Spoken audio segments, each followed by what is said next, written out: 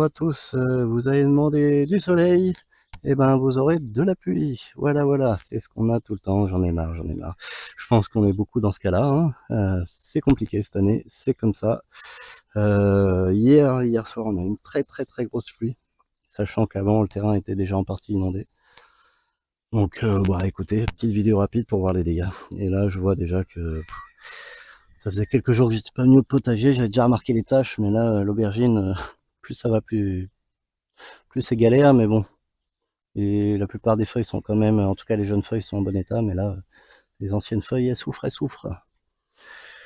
Dans l'ensemble, ça pousse hein, quand même, heureusement. L'eau sert aussi à la fois aux mauvaises herbes comme aux plantes, heureusement. Mais, oh là là, c'est quand même très enherbé. Très enherbé, on voit que les concombres poussent, hein, depuis la dernière vidéo, ça pousse bien, mais très enherbé. Hein. Oh là là, les pois là, les haricots, c'est un peu la misère.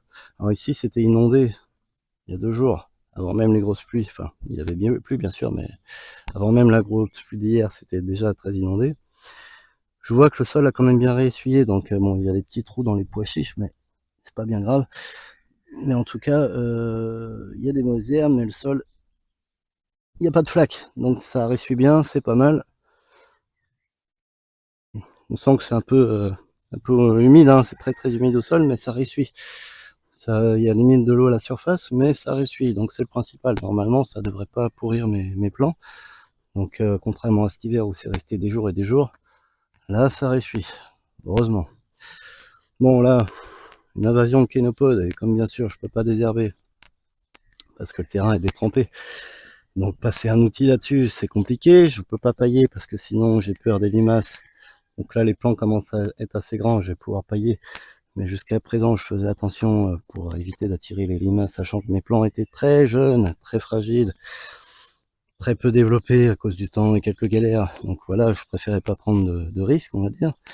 Mais voilà, j'essaye de passer un outil de temps en temps. Mais bah, vous voyez, je l'ai fait il y a 3 jours, je crois, sur cette parcelle. Ça se voit un petit peu au milieu, ça reprend un peu, mais j'ai galéré en fait. J'ai galéré parce que trop humide, il y a la terre est un peu argileuse, alors ça accroche à l'outil. Normalement, on fait ça quand il fait un peu sec, quoi. Donc j'ai essayé de le faire quand même pour éviter que ça s'enherbe trop, mais c'est une galère. Et puis de toute façon, je pouvais même pas faire au pied des haricots, donc je vais devoir m'en taper une partie à la main. Voilà, donc j'ai essayé de pailler au plus vite. Maintenant que les plants commencent à être à peu près grands. Pas partout, malheureusement.